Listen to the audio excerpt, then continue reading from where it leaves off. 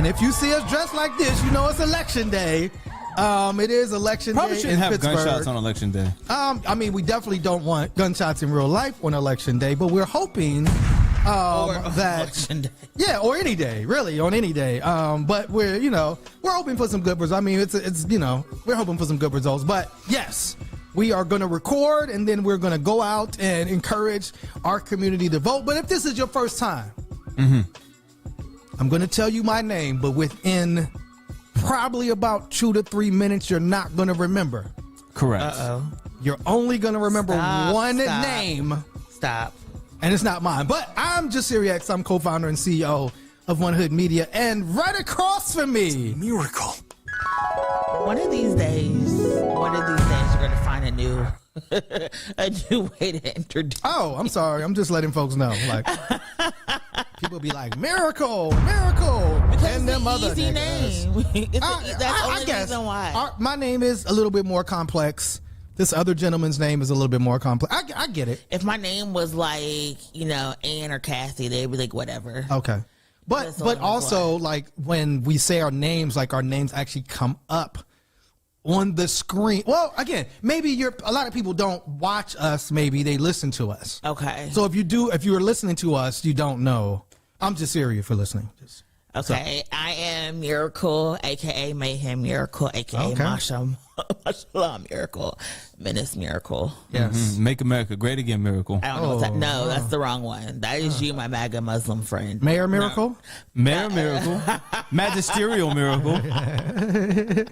Maybe. Malice Miracle. Yes. Listen. All the miracles are present. But today. all the miracles, aka Big Blessing with the big blessings, and I'm here on Election Tuesday, ready to get into it. All right, and my brother, The MAGA Muslim. The MAGA Muslim, Saeed, the Supreme. Wait. That's what you're. I told you he's yourself? embracing it. He's embracing it. Miracle He's just addressed finally me as embracing who he is.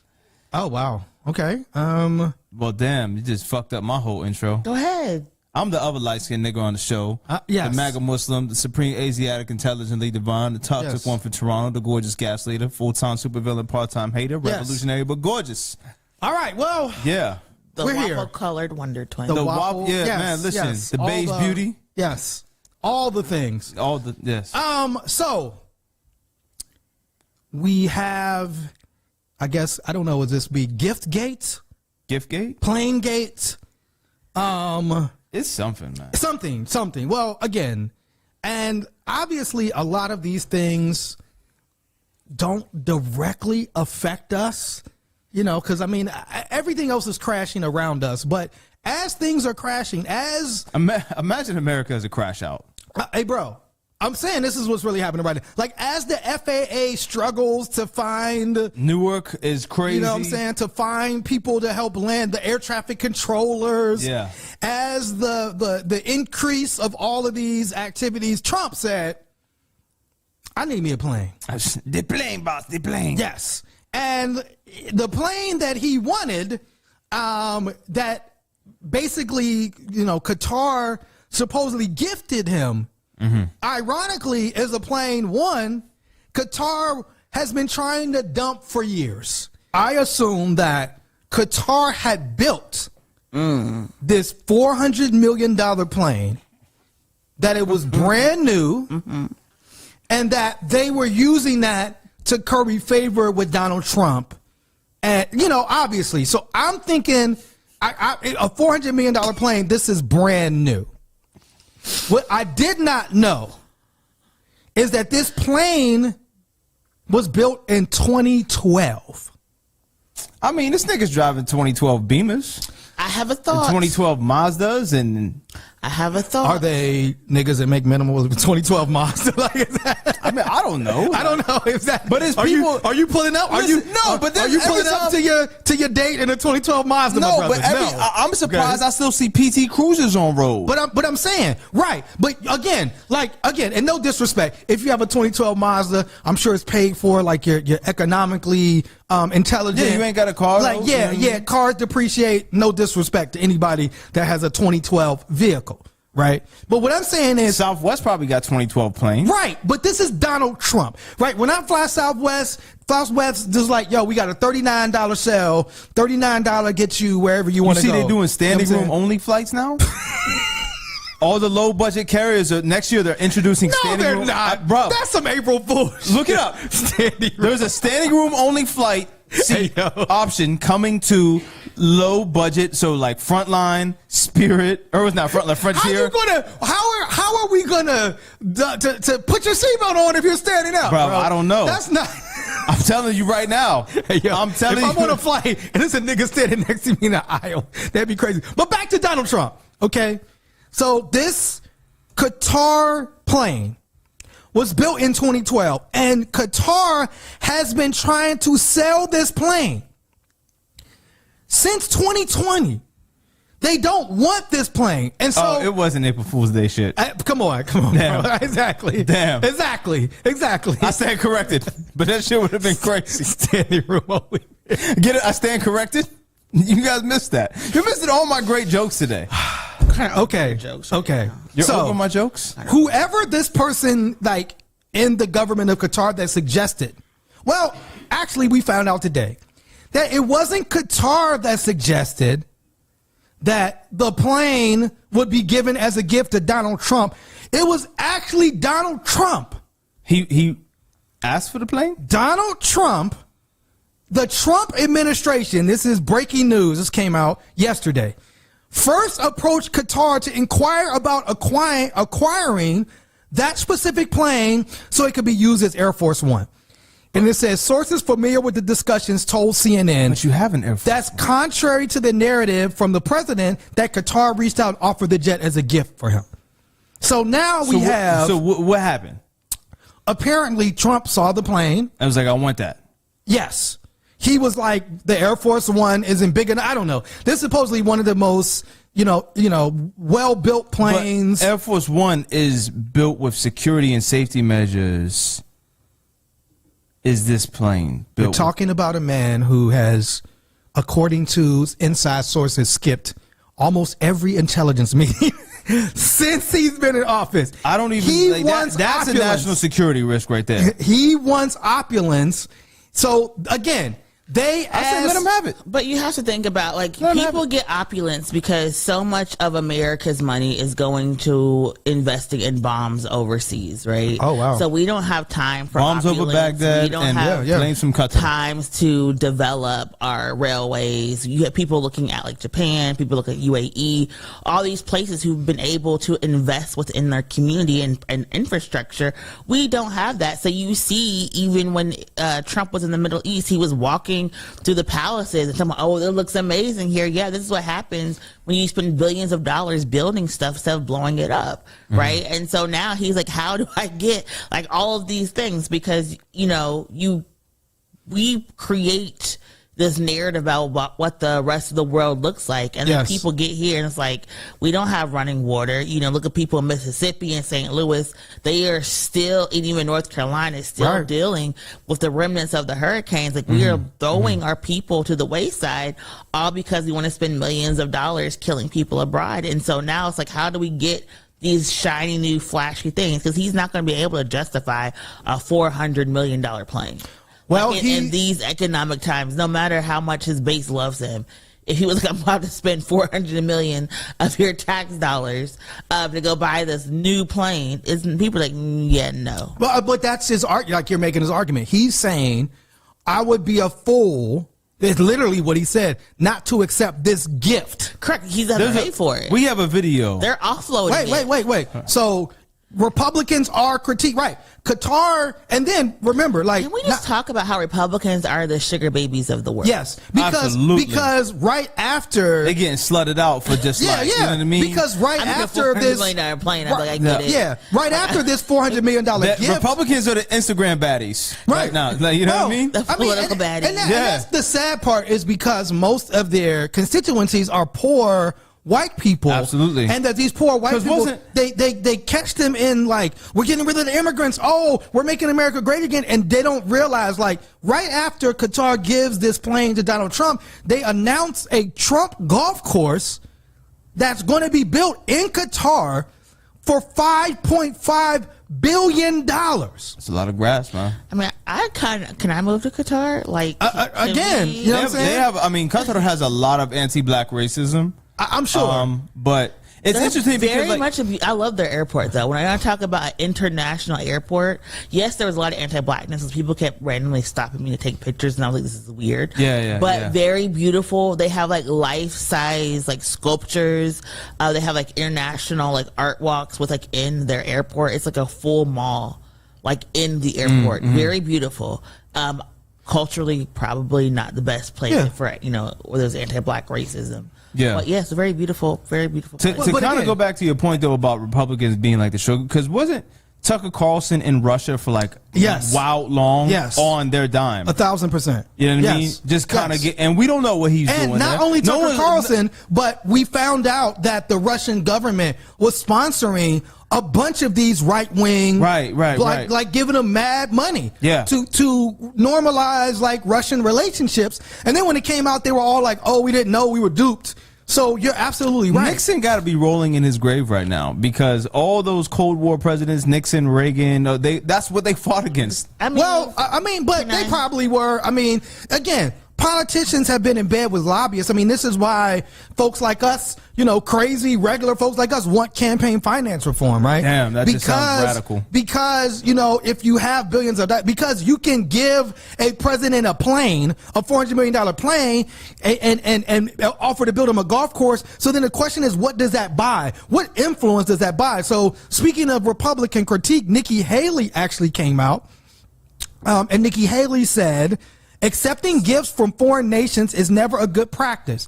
It threatens intelligence and national security, especially when that nation supports a terrorist organization and allows those terrorist regimes to live on its soil. Regardless of how beautiful the plane may be, it opens the door and implies, can I see this plane? The president and the U.S. can be bought. If this were Biden, we would be furious. And this is something we always talk about on the show a lot, right? That if this was, like, if Biden started to do these things that Trump is doing, like, these Republicans will be going absolutely batshit crazy. Absolutely. But because it's Donald Trump, you got to try to find a way to fit this in your narrative. And what is your narrative? You know what I'm saying? But, one of the biggest critiques of this plan, surprisingly, is Donald Trump himself.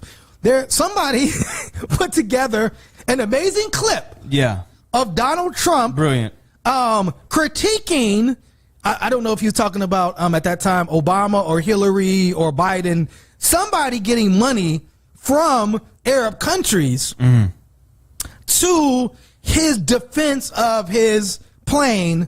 Did you want to play that, sir? Saudi Arabia giving $25 million, Qatar, all of these countries. These are people that kill women and treat women horribly. Like you. And yet you take their money. Not a gift to me, it's a gift to the Department of Defense. And you should know better. Why don't you give back the money that you've taken from certain countries that treat certain groups of people so horribly? You should be embarrassed asking that question. They're giving us a free jet. I could say, no, don't give us. I want to pay you $1 billion or $400 million or whatever it is. Or I could say, thank you very much. Why don't you give back the money? I think it would be a great gesture. I thought it was a beautiful gesture.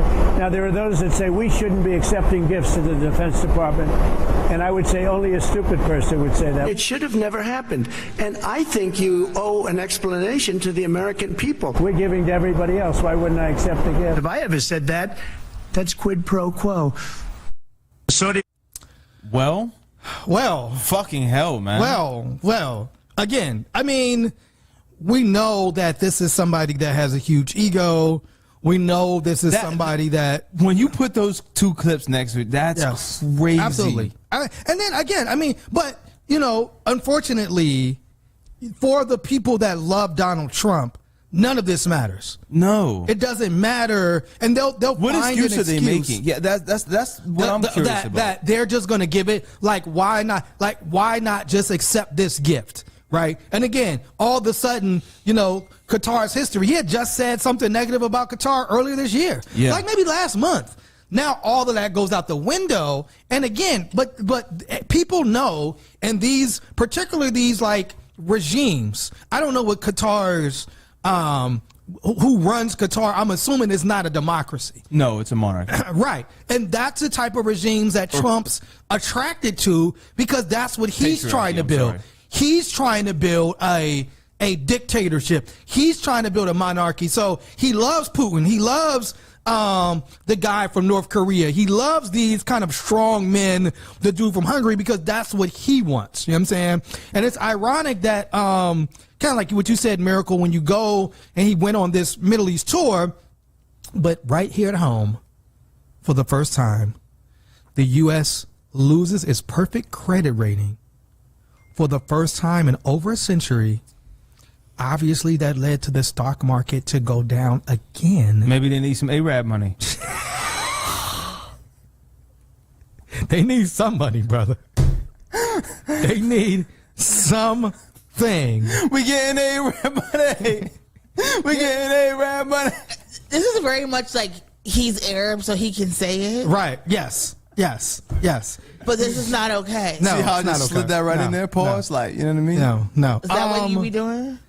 It is. So, Well, I mean, I feel it's okay because now, like, the U.S. credit rating matches my credit score. So it's like, yes. okay. Yes. You know, like now. How you gonna be mad at me? Now we're like in the same bracket. So we're going through the same $1 trillion thing. debt. Who calling collections? Like, you know what I mean? That's what I want to know. Who calling collections with the U.S.? You know what I mean? And remember, the whole thing around Dirty money on all streaming platforms right now. But remember, the whole thing about Doge was that Doge was going to create some type of scenario where it was going to balance the budget. Now, all of a sudden, you don't really hear about Doge. When they came up and said this is how much they saved, they've actually spent 4 to 5 times more. Which is crazy. Than what they've actually saved. They spent 3 times as more at this same time this year than they did last year. So this whole idea of like, oh, Doge is going to come in, we're going to save money, we're going to cut costs, that hasn't even happened. Right. You know what I'm saying? And so now we're at this point where, again, another, indication that Trump's tariffs are not good. Now supposedly Elon Musk is out. That Trump, they said, has wiped Elon Musk's name all the way off of Truth Social. That they look at Elon as extremely unpopular now. So I don't just know, does he go back to South Africa? Because, does that mean all the white South Africans are coming over here? I don't know. Is this reverse racism against Elon? Is this discrimination? I think that, what's he gonna, like, what case is he gonna plead? Well, again, I think he's just gonna go away. I think that he, it's one thing to win. It's another thing to win and do 2 Nazi salutes and then pull out a chainsaw and brag about all the jobs you're cutting as people can't afford eggs. People can't afford gas. Now the credit rating is going. The stock market is crashing. So it's like a lot of people looked at him and Tesla's. Now Tesla's in the trash, right? So definitely, to say he overplayed his hand would be an understatement. Yeah. But he's pretty much gone. But I mean, will he come back? Well, I don't know. But Trump Trump does have a plan. He has concepts of a plan. No, he has a plan. Okay. And his plan is to investigate Beyonce and Bruce Springsteen. Okay. That's his plan. The MAGA Muslim does not care. Do you see that? I told you. Donald Trump has called for a major investigation into celebrities who aided Kamala Harris's 2014 election campaign, including Bruce Springsteen, Beyonce, Oprah Winfrey, and Bono, saying their appearances were illegal contributions. I guess he won't be on there. Well, isn't this us, because we didn't get any money from the campaign, and we have the receipts? Doesn't this sound eerily like when Joseph McCarthy was trying to? Yes. Yeah, accuse Americans. McCarthyism. What happened to Kehlani? Think about all the artists. Think about, the students who are getting their degrees snatched away. Yeah. We're very much in like a McCarthyism, absolutely. like vibes era. Yeah, absolutely. Yes. But but maybe they would learn about that. They weren't taking history books out of the classrooms. But the problem is that Bruce Springsteen, that's the boss, man, called Trump treasonous when he was at doing a concert in another country in England. And so Donald Trump basically was like, hey, yo, you better Watch. Yeah, he was like, Watch them lips. Watch what you say. He was talking heavy. Because you got to get back into this country. Yeah. And, Donald Trump was actually suggesting that he was going to block Bruce Springsteen from getting back into the country, which if he did would be illegal. I'm about to say, that's crazy. Yes. But Trump, I mean, this is Jesus Christ, man. Trump says, I see that highly overrated Bruce Springsteen. Calling Bruce Springsteen, you can call him a lot of things. Overrated, I don't know about that. What's your favorite Bruce Springsteen song? Born in the USA. One of the most subversive songs. Absolutely. Yeah, people love this song to champion it for racism, but it's about the exact opposite. He said he's not a talented guy, just a pushy, obnoxious jerk who fervently supported Cricket Joe Biden, a mentally incompetent fool, and our worst ever president. This dried out prune of a rocker. Jesus Christ. Or to keep his mouth talking heavy until he gets back into the country. I mean, know, it's just like anytime the past, however many days Trump has been in office. Yes. I think about every time he's thrown Joe Biden under the bus. Yeah. And how fucking whack that makes Biden look at the inauguration when he was just so he just rolled over and played dead. What? What is wrong with you? I think this is very interesting times. I told eBay that there would be a lot of that was an accident. I swear to you. I don't think that was an accident. No, but he just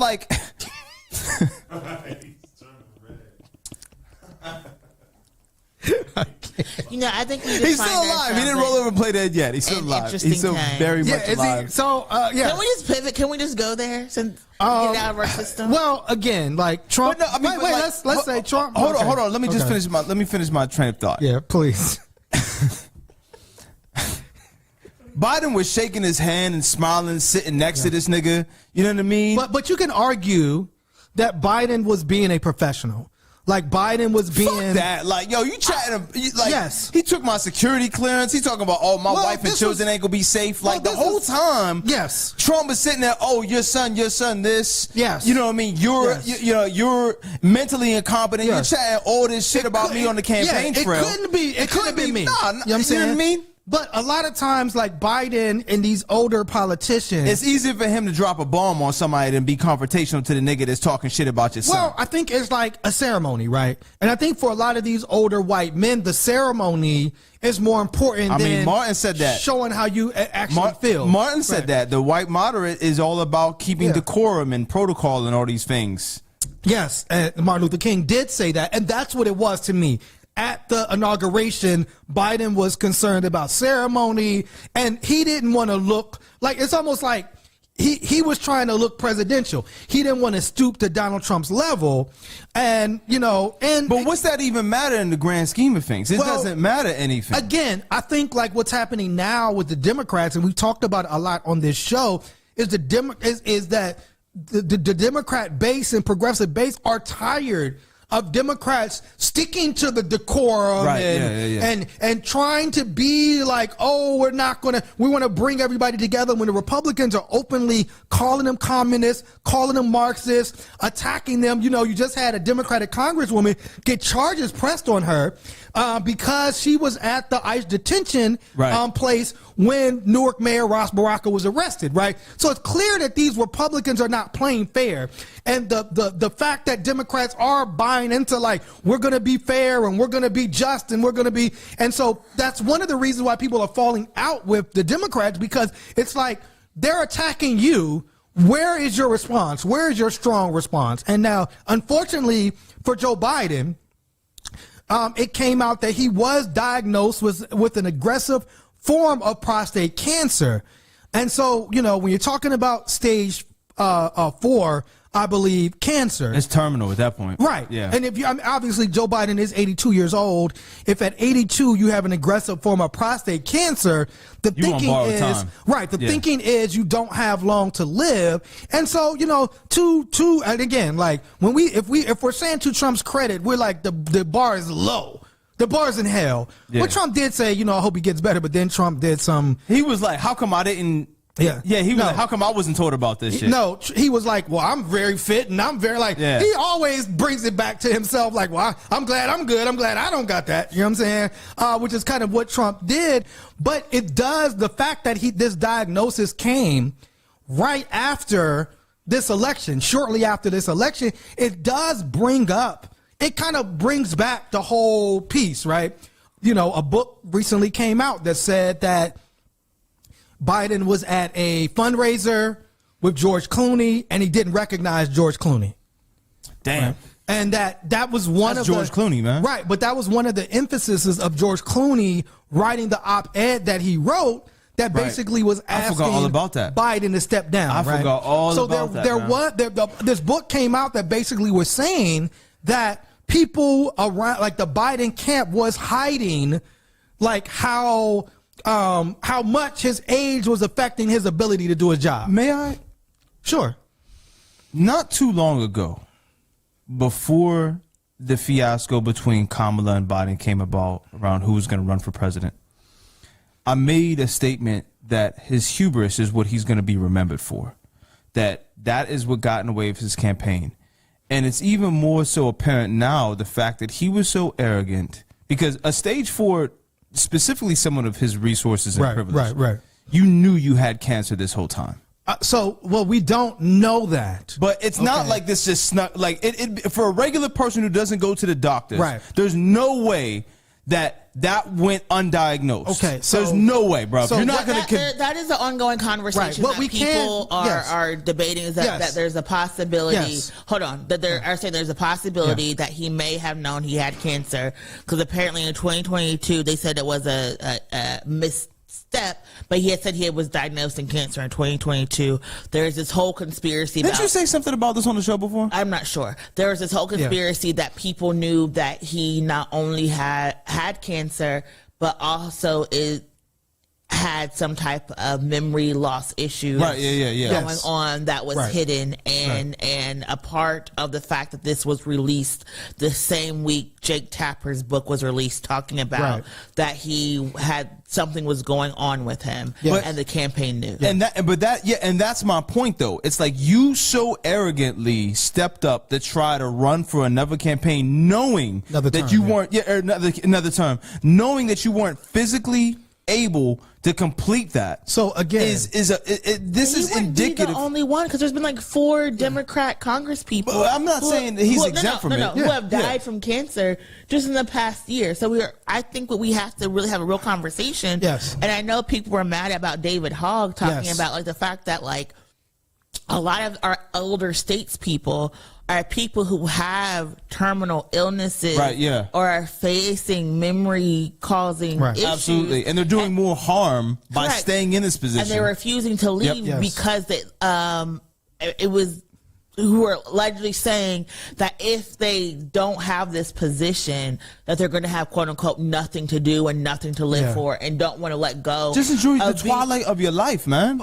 And so there is this conversation. It's also part of the reason that people have been very upset with David Hogg for saying, like, David Hogg that came here? Yes, because he was appointed. Well, he won the election to be the vice chair of a part of the Democratic, along with our brother Malcolm Kenyatta. Malcolm Kenyatta actually got more votes than him. And part of the thing, he announced that he was raising $20 million to run campaigns against older Congress folks to get them out of office. I mean, they should be out of office. Correct. People were just upset about the way he said it, and they were talking about a lot of the older folks are black. Some of them are black. Yeah. But at the same time, you're in safe Democratic district seats. You are not putting out legislation that is progressive. You're not actually fighting for the people. You need to go, not just because of your age, but also because of your politics. And right now there's this whole reshuffling.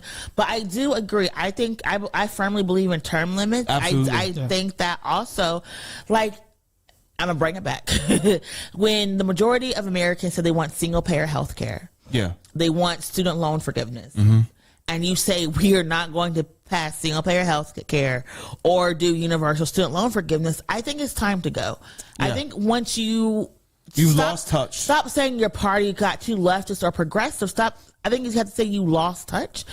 you stop experiencing the harm and trauma that is going on in the community, and you need to go be a lobbyist, come back. I think you should only run for 3 terms, step out, go experience the real world, and then come back. Right. Because the world changes. I remember one time I was talking to someone who was a prison reform advocate, and he was like, it sucks, but the minute I stopped being incarcerated, my worldview automatically changed, right? Even though I'm advocating for people who are locked up, the minute I stepped out, I was no longer in the same category as my people who are still on the inside. Right. Our worldview immediately changed. So no matter what I am doing, my worldview is going to be different from the people who are still inside. Yeah. And from our elected officials, they have to understand that their worldview has changed, and they are no longer the same people who were fighting and struggling, and they step away, come back, and I think that would be a better for our democracy. And if I just want to put it in particular context,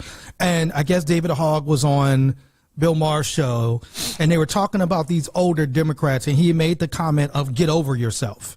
I mean, I don't see anything wrong with that. And so when he said like "get over yourself," particularly James Clyburn, who is a black congressman from South Carolina, said like, what do you want me to do? Give up my life? And again, like, just to put it in perspective, James Clyburn is 84 years old. He's going to be 85 this year. Nancy Pelosi is 85 years old, and she's going to be 86 this year. And there's another Congressman, Steny Hoyer, who is 85 years old, and he's going to be 86 years old this year. You know what I'm saying? So again, it's like you're in your mid 80s. Yeah. Like, we're not asking you to give up your life, like you said. We're saying, like, bro, you're in your mid 80s. Go get a hobby. Go play bingo or something. Hey, bro, you got like, go fishing, go to your farm in South Carolina and enjoy your twilight years, right? Yeah, man. Because the statistics show that you might end up dying in office. James Clyburn was on record saying he felt that Joe Biden could serve and become president until 2029. You know what I'm saying? So, like, again, that's what have been the thing, where Joe Biden would have been 86.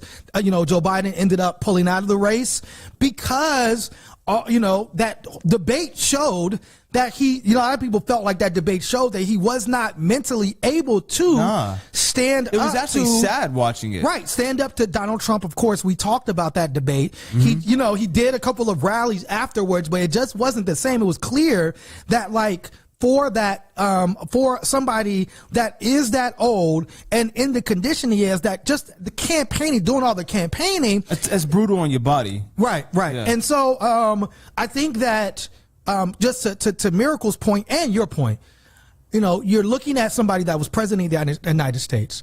We think, we don't know, and vice president for 2 terms, right? But we think, I'm just talking about from 2020 to 2024. Yeah. So we're thinking that he has access to the best medical care, right? And that medical care would be, obviously, you're 80 years old, testing you for things like prostate cancer. Everything. That at that full age, you would be screening. getting a prostate cancer check. So it is, I think, logical to make that, to say that, like, oh, how do we all of a sudden get to stage 4 now? Like, nobody tested you for prostate cancer beforehand. You're supposed to go as soon as you turn 40 to get tested. As well now, I mean, I think they're saying like in your mid 50s, they're saying is, for a prostate cancer check. But you can get it anytime you want. Right. So that is, to me, that is illogical to think like, okay, and then when this book comes out that you mentioned, Jake Tapper's book about Biden comes out, and it says that that this, and what is this? Oh, this book is called Original Sin, I guess is the name of the book. And it says it's called Original Sin: President Biden's Decline, Its Cover-Up, and his disastrous choice to run again. Is the name of this book. Sin is crazy. From my understanding, you can we don't have to buy it because Miracle's purchased 25 copies of her own. No, because I don't like the author, so I'm just joking. I'm just joking with you. I'm just joking. May I speak about the importance? But real quick, just like Miracle said, for this information to come out now, as this book drops, you know, it's kind of like, okay, it does beg the question, when did you find this out? Yeah. Like, or did you know this whole time?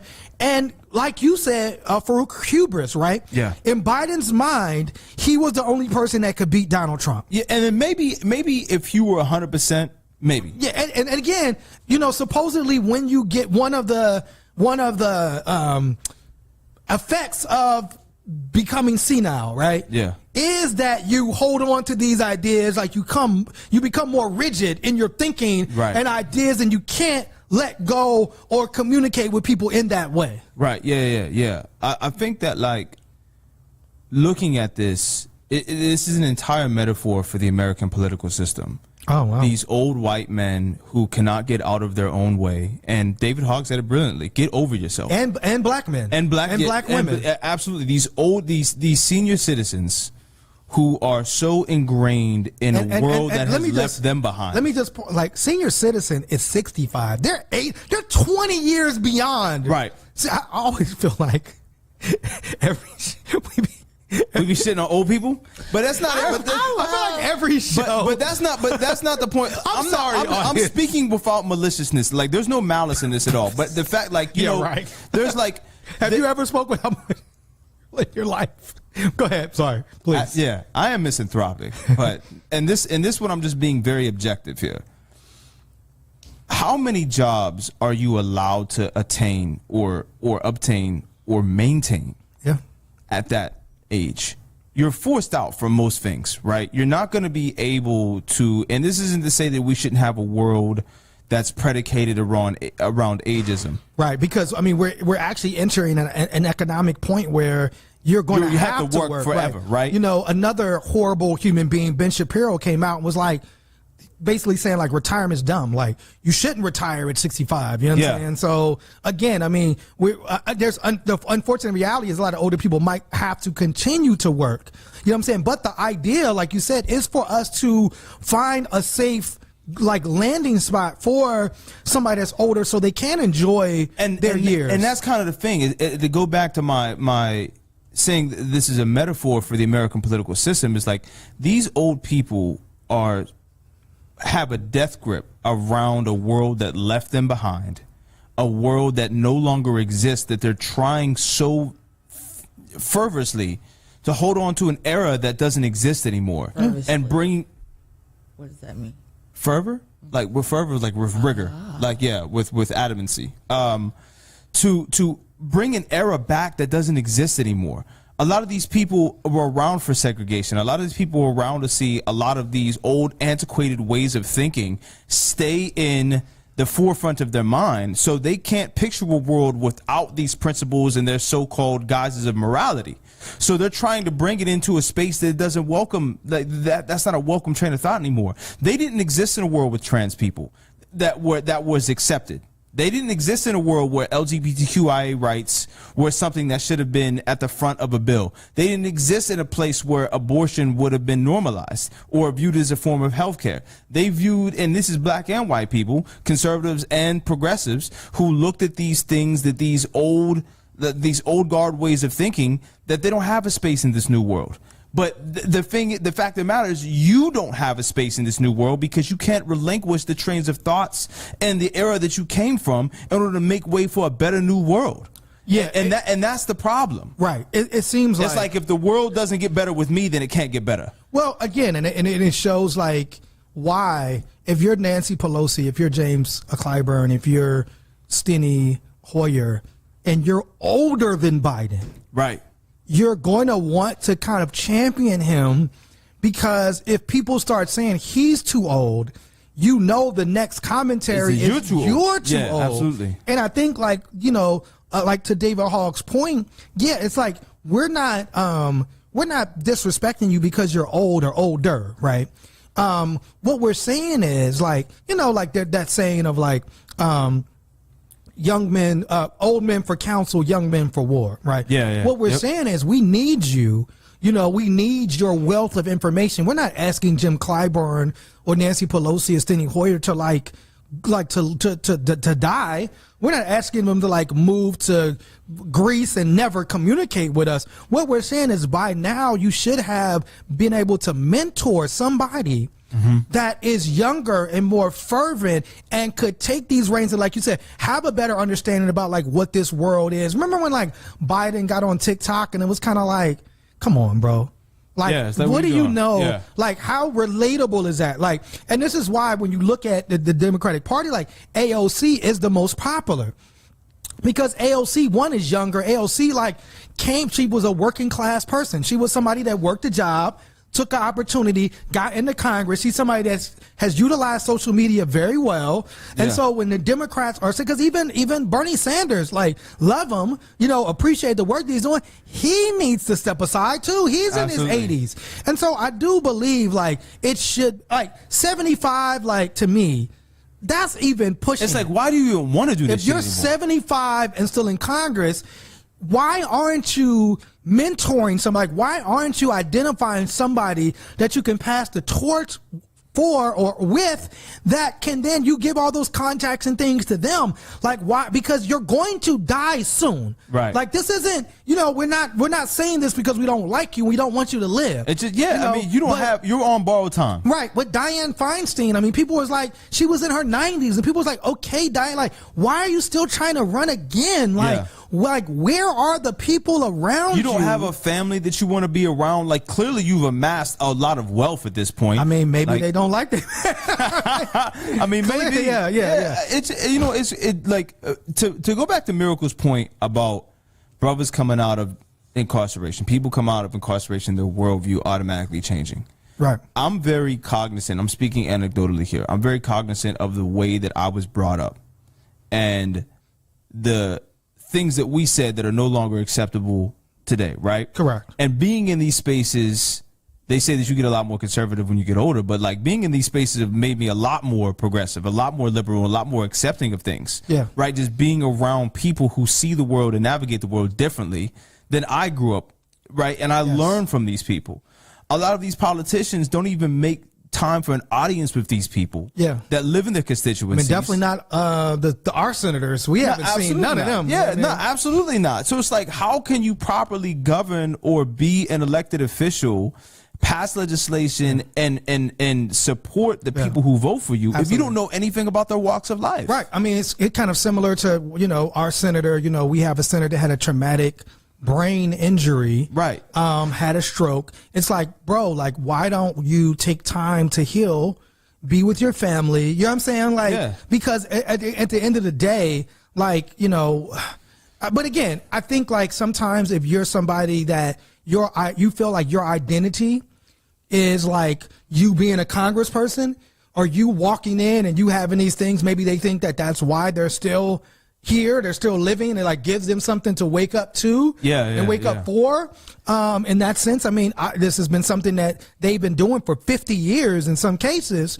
But I do agree, like, that all of this brings up, like, obviously, and we've said it, there should be some type of if there's a minimum age requirement, there should be a maximum. It should be a maximum age where if you're going to hit this age while you're in office, you're no longer able to run. We're saying this as we have the second oldest president right now because Donald Trump is about to turn 79. And we have to start questioning his cognitive abilities, because he's been doing all kinds of nut ass shit, and you know what I mean? Yes. And you know what I'm saying? Again, yes, any other just the amount of contradictions that he's made. Oh, absolutely. I mean, I think should be cause for, like, do you remember saying this? I definitely think that people have questioned his cognizance. I mean, the fact that this man wants a parade on his birthday. Like, you know what I'm saying? Want to be celebrated on their birthday, you know? But again, like, Miracle, it goes back to what you're saying. First of all, no, it's not MAGA Miracle. I'm just saying the idea that people want to be celebrated on the birthday is understandable. Right. I think you should pay for it because I believe 100%. You should sometimes pay for your own birthday function. Or maybe you should ask Qatar to pay for it because, like, as this economy is falling so rapidly, are you able to justify spending $40 to $50 million on a parade for your birthday? I think that's the question. But speaking of celebrations, it's a celebration, bitches. We, had one of those moments on social media where there was a celebration, all over black social media. I know where he's going with this one. Yeah. The nation's largest remaining antebellum plantation burned to the ground. Can we give a shout out? Yeah. Absolutely. It's called the Nottoway Plantation. This is in Louisiana. Burned to the ground a week after fire broke out on Thursdays. The plantation was the largest antebellum mansion remaining in the South, making it an important but complicated connection to the nation's history of enslavement. The first thing I thought about, and I thought it would have been in poor taste if I posted it, but I've seen so many other people doing it, and I'm upset I didn't, was the first thing I thought about was the nigglets from...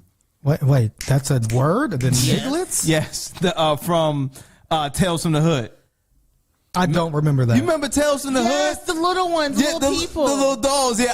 At the very end. And they were the slaves, they were the spirits of enslaved people, and that was like, yo, they were the one who burned down that plantation. And that's all I could think about was Tales of the Hood. Yeah. And then someone posted that shit up. They had a photo of the plantation burning and all the nigglets around.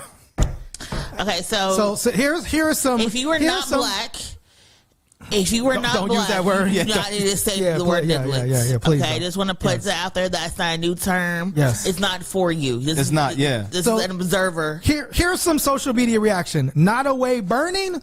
I have not a care. Rebranding a plantation as a resort is wild and diabolical. They don't even acknowledge the history of the plantation on the website. Remember they tried to put you on a plantation, Miracle? They referred to it as a southern mansion. Was that Nottoway? Was that the... Yeah, what did they take you?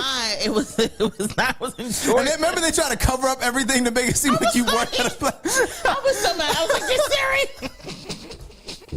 And it was black people. It was black people. I was like, if you hate me, just say that. It wasn't black people, but they were... we thought they were progressives, and obviously they didn't do their due diligence. It is a plantation that has been redesigned to reimagine progressive spaces. That sounds awful. That's just right. But I do think that's the conversation that we have to have now, right? Because white supremacy has permeated almost every fabric of our society. Right. How do we go about and rebuild now? Do we just burn everything to the ground? I'm in favor of burning it. And build it up. Do we reclaim it? Kind of like how your favorite rapper was like, I'm gonna reclaim all of this stuff, and it's like, you can't reclaim Nazism. No, that's not how that. It doesn't work. I didn't know where you was going with that from. It doesn't. That does not work, and it does not make sense, right? You can't rename these, and we can't always rehab these violent systems. Like, how do we engage with our real history? It's really then move forward. It's really a mental illness to think that you can, but please continue. No, but I think that's what we do for all of these plantations. There are thousands of them. Yeah. And if it's not the physical plantations, the things that slaves built, right? The quarters, the homes, how do we acknowledge what has happened in our history? Because I have to now Google when I go to places, is this a plantation? And there was some place they were like, this is called a plantation, but it was a plantation that never had slaves. We always had indentured servants. Or this is a private family owned plantation and they never had slaves. But there is this whole part of the infrastructure of America that is very much antebellum, and it's what do you do? Do you give do you as a black person feel like you need to go jump a broom on a slave plantation? Our Dr. Uju Anya, who was our first guest on This Week in White Supremacy, said, good generations of human beings were held captive, tortured, raped, mutilated, and worked to death in plantations. Let the sadistic ghouls who want to hold their weddings and parties at Nottoway find another concentration camp for their happy occasion. And so it's one thing if this plantation was if you took this plantation and you gave it, you gifted it to the families of the people that were enslaved there, and you had conversations about what happened there, real conversations, you use it as a museum to educate people. Yeah. But apparently that's not what was happening. It was being used for weddings, and people liked the look of it. And again, they were not even telling the real history of what happened there, because they were using it as a museum and they were using it to generate, money. You know what I'm saying? It said, somebody posted that they had went there. It says, greeted at the entrance, a banner advertising a romantic fairy tale wedding, complete with only white guests, of course. Of course. And so again, this is the whole piece around it and why we celebrated the fact that it burned. You know what I'm saying? Yeah. So, any other commentary about, according to, the New York Post, the owner hopes to rebuild. You know what I'm saying? I mean, I don't know what's it going to look like, or, you know what I'm saying? But, again, that was just something that, we played Usher and we enjoyed the fact that, you know what I'm saying? It burned down. So I think that we're, at the end. Is there anything else? I mean, there's always other things that you all wanted to bring up, talk about? No. Miracle? No. Okay, I mean no, because I wanted to get into like the sports stuff, but I do want to talk more about, because we are in Pittsburgh and we are in the midst of this election, right? Yes. And this election has been a dog whistle, a race whistle. It started with calls saying the black thing is over. I don't think people care about the black thing anymore. Right. And it has evolved into doxing and harassment. And I do think that we are going to have a conversation about why people are uncomfortable that black people are in leadership. Right. The through line for all of this bigotry and racism that has happened over the past year and a half has been people's uncomfortability with having black people in office. Right. I'm not saying every black politician is perfect. I'm not saying every black politician is without critique, because obviously I spend a lot of time railing at black politicians, 100%. right? But I do think that there is something that we have to talk about in the room, and it is anti-blackness. For Bernie Sanders to say when they say the Bernie bros are racist, that's just liberal Democrats trying to sideline. No, we have to talk about how you cannot discuss class consciousness without also including race consciousness. Yes. We have to talk about when we look at what's going on in the world and black people are being priced out, pushed out. Somebody said we have to be honest about black people are being ethnically cleansed from cities all across the United States through gentrification, and we're not having these conversations because we're telling people that everything cannot be about race, and we're tired of talking about race. Right. And so for me, I do want us to really sit down and interrogate why we're comfortable with using dog whistles in election as progressives and as people who are supposed to be better than Republicans. Yeah, I mean, I think you make a great point, and you're absolutely right. Is that it's interesting because there's always this narrative around black people that pull yourself up from your bootstraps, go to school, better yourself, get back to your community. And a lot of times when we do that, people are comfortable for us or with us when we do that until we want equal power. Right. And when we start to say, we want power, we want decision-making power over our own lives, we want to own things, right? We want to have influence. That's when we become dangerous. And then that's a lot of times them dog whistles when, one hood has been around for 20 years. Yeah. But people really didn't start to talk about us in a negative way publicly until we got involved in the civic engagement process and until we built out a C4 called One Hood Power. Talk about it. And when we did those things and when we were interested in who's going to be our DA and we were interested in who's going to be our mayor, who's going to be our congresspersons, because we were interested in the direction of our city. We want a equal say like anybody else has a say. And this is the thing, I'm not if you have a C4 or PAC on whatever side you on, you have that right to organize and to rally behind your candidate. But my issue is that when we do it, it's a problem. Why is it a problem when we do it? Because we're black? And because we're black and we want power and we're interested in the direction of our city, now we're demonized. Right. And that's the fascinating part about where I saw this race by all accounts. Like, and this is also interesting. If you're saying like, oh, I want to be mayor because I think Pittsburgh is not safe, when the statistics show that homicide is down 30 to 40%. Right. Violent crimes are down 30 to 40%. Like when an announcement just came out that said Pittsburgh finally gained residences, right? Residents, 4,000 residents, more than any other city in Pennsylvania. Pittsburgh gained these things. So when you have all of these positive things around it, but you have to resort, I think, Miracle. This is why folks are resorting to these dog whistles, because you have somebody that by all accounts, you know, you can personally like them or not. And again, like, I think it's whack that if you have a personal problem with somebody, you try to make it to be about how they're doing their job. No, you have a personal problem with this man, right? Absolutely. And I've seen that a lot, and I've seen that a lot from black people, that you don't like him personally. Like, and I think we should be intelligent enough, right? And we should be strong enough to be able to put our own personal relationships ahead of what would be best for the city in general. Right? Because when you don't have a place to have affordable housing and you're going to have to move outside of the city, right? It'll be because you had a personal problem with somebody. That's a whole different story. But that's why, and again, you should be able to say, if you have a relationship with the opponent and you're black or brown, you should be able to talk to them and say, yo, I'm offended by this, right? You should be able to say, okay, I want you to win, but not like this.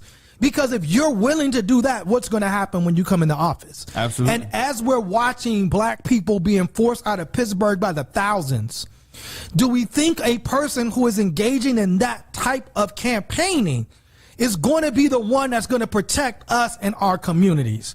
And again, however, whatever happens in this race, I agree with you, Miracle, we have to have a conversation about it. I don't think that it's going to change the reality of what folks are going to run and win on. Correct. But it is fascinating that oftentimes the politicians that we see being attacked the most are grassroots black progressives. You know, again, just had one get arrested for basically nothing because she wanted to see what an ICE facility has. And if we're unable to solve that, then the question comes like, well, then when you need us to vote in your candidate or do that thing, then don't call on us anymore. Come on, man. You know what I'm saying? We can't help. No, we can't put any type of credibility around you. If when we do come to the table in an honest way and caring about this city, this is why we do the work that we do. Because we care about Pittsburgh, because we want Pittsburgh to be livable for everybody, because we want our sons and our daughters and the people that we work with every day to have opportunities, to have benefits, to be able to live here, right?